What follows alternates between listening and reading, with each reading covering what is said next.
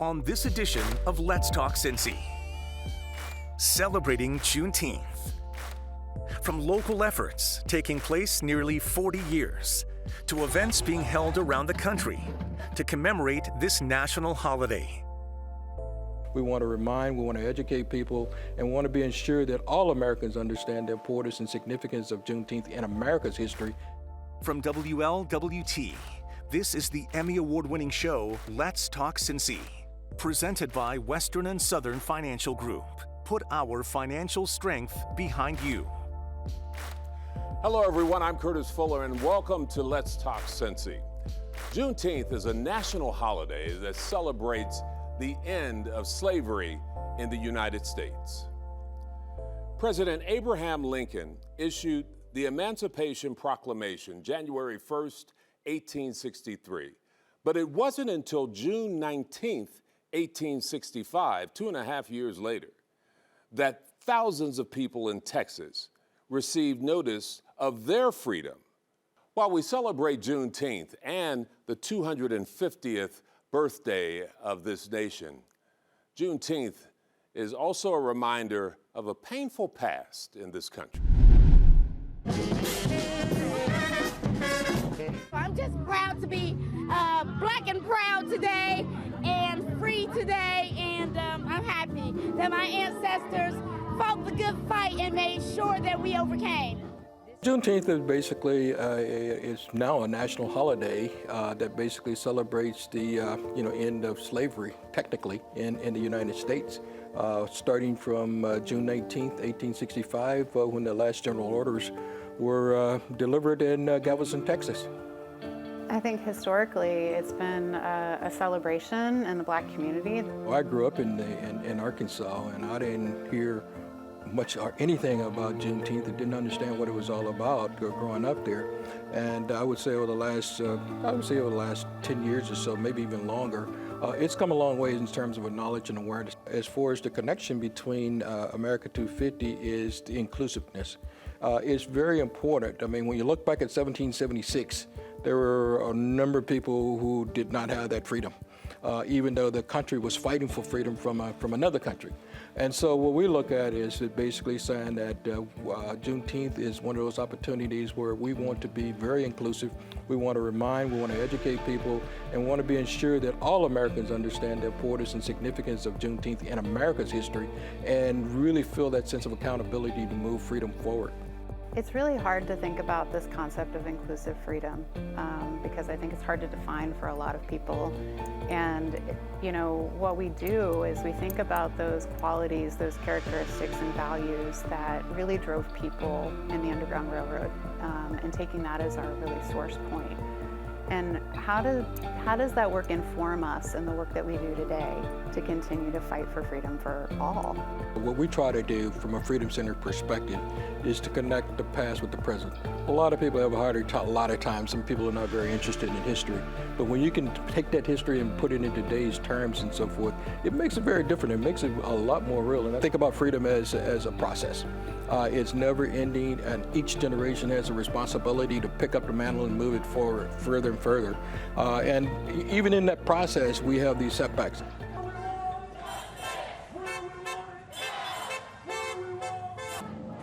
That we have to deal with as we're experiencing today. So what we see it as the resilience in terms of passing this quest for freedom from generation to generation to keep it moving so that everybody can experience real freedom at some point in time in the future. The work is every day. And that's why we have programming throughout the year that celebrates the values that we hold on Juneteenth. Yes, we celebrate on a specific day, but the work is every day after and every day before.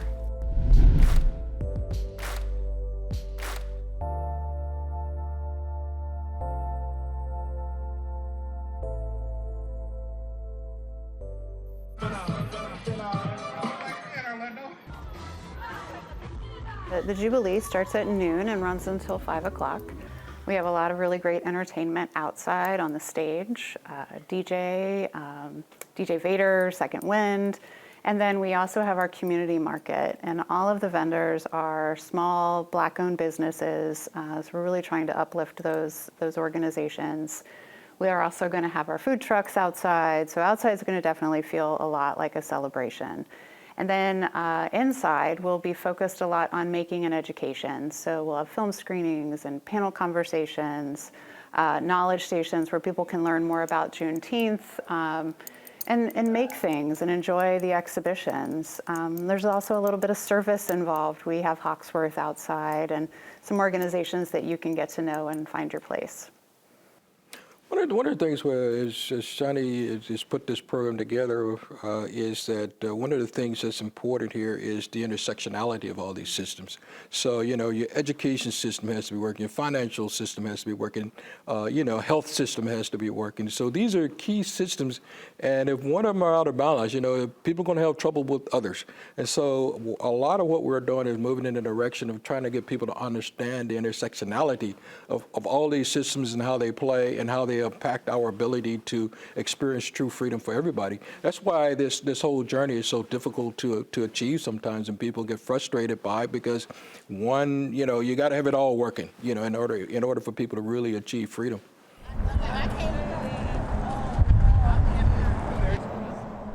Yeah, so Deion Sims, who is Opalee's granddaughter, came to us last year with a goal that her organization, Unity Unlimited, had, where they wanted to have a walk in every state in the country by 2030 and wanted to know if we'd be a part of that. And we very eagerly said yes. So we are one of 10 cities in the inaugural year, where it's been going on in Fort Worth and a couple years in, for a long time, and a couple years in DC.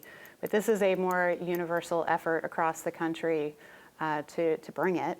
And so we will be holding that. The walk starts at 10 o'clock. Registration begins at 8:30. It's a 2.5-mile walk that will leave from the Freedom Center, go down toward Paycor and across the river, not across the river, along the river. We had wanted to go across the river, but they blew up that 4th Street Bridge.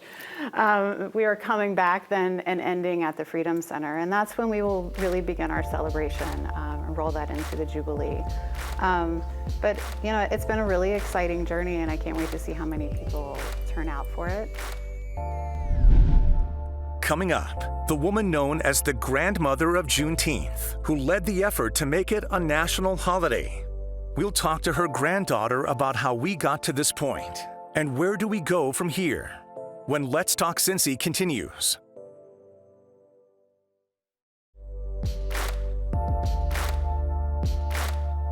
In 2021, Juneteenth became a federal holiday when President Joe Biden signed the bill passed by Congress. This is the pen that President Biden used to sign Juneteenth into law.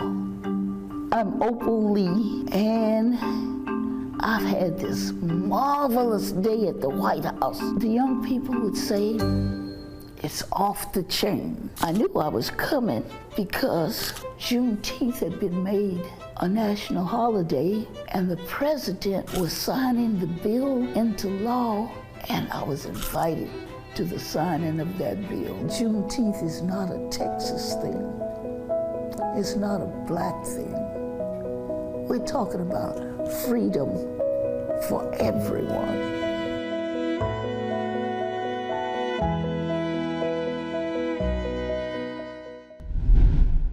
When President Joe Biden bowed his knee to talk to my grandmother, all right, and she still won't tell us what he whispered in her ear today. She says, I'm taking that to my grave. No, I can have something.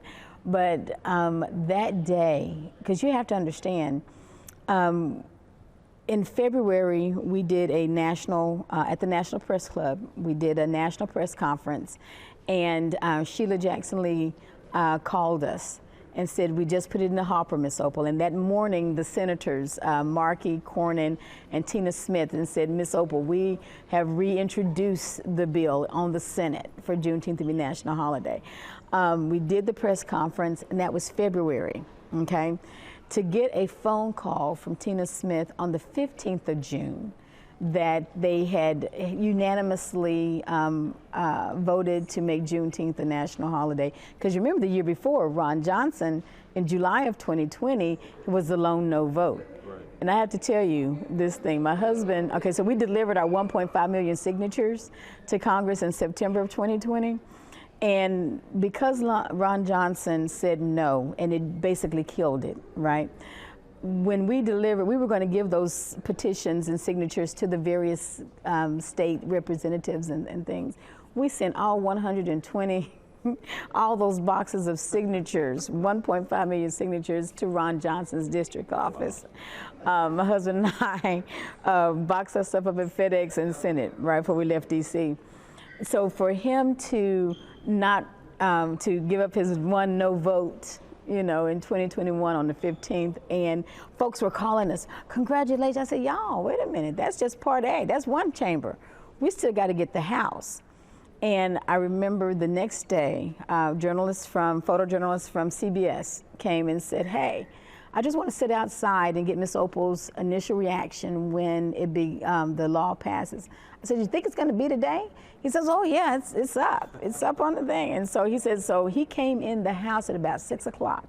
He sat out there from 3 until 6, and he came in, and we put it up on the television. I said, Granddad, the vote's happening. And before the yays and nays counted all, I'm getting a call from the White House to have Miss Opal there the next day on the 17th.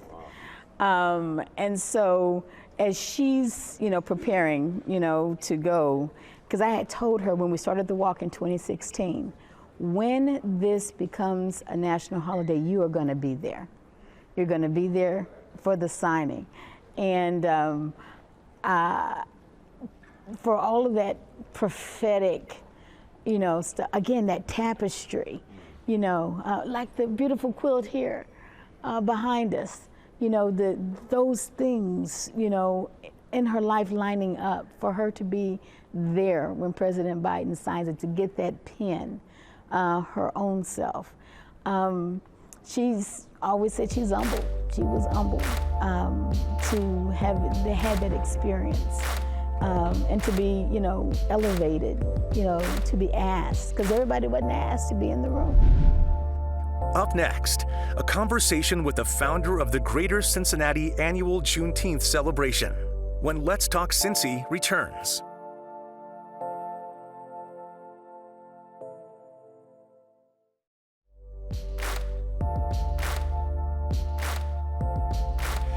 And with me now is Lydia Morgan, the founder of the Cincinnati Juneteenth celebration. First of all, it's good to see you. Always good to see you. Good to see you. It is hard to believe that this has been going on now for nearly 40 years. This is the 39th edition.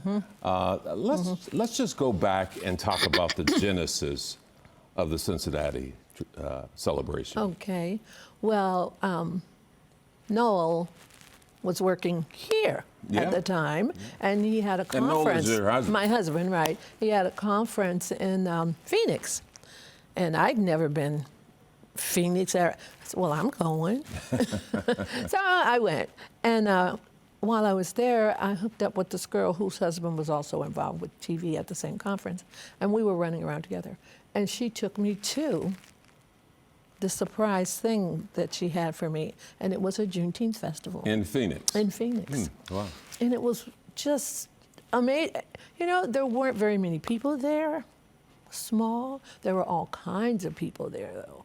Lots of Native Americans, African Americans, European Americans, all of them. But it was so spirited, felt. It was so good. They were like, I don't know, it was just really not a lot of people, but once we got to talking about it and talking to them about it and whatnot, they had been celebrating Juneteenth for a very long time, right after, maybe a few years after Granger went to Galveston and declared it free, the people there free. So then we came back home, and I was amazed the number of people I knew from Texas who had kept this thing under wraps all these years. It's like, wow, didn't it ever occur to you that nobody here was celebrating Juneteenth, and so we first we were going to have a picnic in the backyard, then changed it to a picnic in the park, and it was one of those, the first time for anything. Because I think the first time when I came to town, the first time I went was at Daniel Drake It Park. was at Daniel Drake Yeah, Park. out in That's Kennedy right. Heights. Yeah. And it was the week before we were planning to have the festival, and I started getting phone calls. The police department, well, you haven't said anything to us about having anything in the park. We have to be there. And then the park board, well, you haven't applied to use the park. I said, I never applied to use the park. We just go to the park. It's our park. No. It's the city's park, and we have to let you use it. And it was just all these things. And when we got to the police meeting, they told us we had to have 13 policemen. This is just a group of friends deciding we're going to tell everybody we know to come. We had no advertisement. We had no money. We donated the hot dogs to sell hot dogs, stuff like that. So it was just amazing. And when I thought about all of the years when I would, every now and then it would pop into my head, we celebrate 4th of July. Why don't we celebrate when the enslaved people were freed, Do you think people here over nearly 4 decades, do you think people here in Cincinnati have fully embraced the Juneteenth celebration the way you would hope that they would? Some have, but a lot haven't. And I must say that some people will say, well, we're not free yet. And in their life, and what's going on in their real world, they're not. They're not free to just get a job any place they want to get a job, with qualifications, of course. It's sometimes automatically assumed that they don't have qualifications, so they're not even thought about to ask or to offer or anything else that might come along that would put them in a different position, in a position where they would be seeing life differently and living life differently. So I think there are people who are right in their lives, they're not free. Well, the shackles have changed. That's really what has happened. As we recognize Juneteenth, while we acknowledge the pain, we celebrate the progress and how people were able to push through that pain. Every year, you come down to Eaton Park. You got vendors and everything. Vendors, the date and time of that is give us the date and time. Juneteenth this year is going to be on the 20th and the 21st. And our headliner act this year is going to be back by popular demand, Lakeside. Oh, great. Yeah, and on Sunday it's going to be Charles Folsingers, so that's going to be nice. And we have lots of very good talent here in Cincinnati. Oh, absolutely. We really do. But anyway, we also have our children's area, which is our crown in the whole thing. The children's area is wonderful. We have horseback riding. We have a petting zoo. Someone is reading to children. Every child gets a book, or more than one book sometimes. And it's just games and. And each day this will start at what time and last? On Saturday it starts at noon. On Sunday it starts at 2. It's always good seeing you. Give my You best too. to Noel, your husband, I and will. good luck this year. Good luck. Yes, Yeah. thank you. Thank you. We'll be back in a moment. Next, Cincinnati's fight for freedom, past and present, when Let's Talk Cincy continues.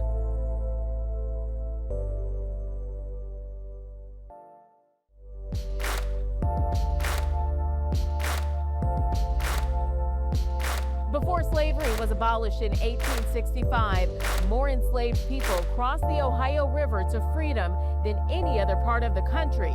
But getting to that other side was just the beginning of the journey. Cincinnati has a history of helping those that were in trouble, but they also have a history of holding those people back that was enslaved. A city of 7 hills, the Queen City, or Porkopolis. Cincinnati's many names carry deep history dating back pre-Civil War. Ohio became a state in 1803. It became a free state by 1 vote only. That crucial vote would cast this city on the Ohio River into history books as the promised land for enslaved people journeying to freedom.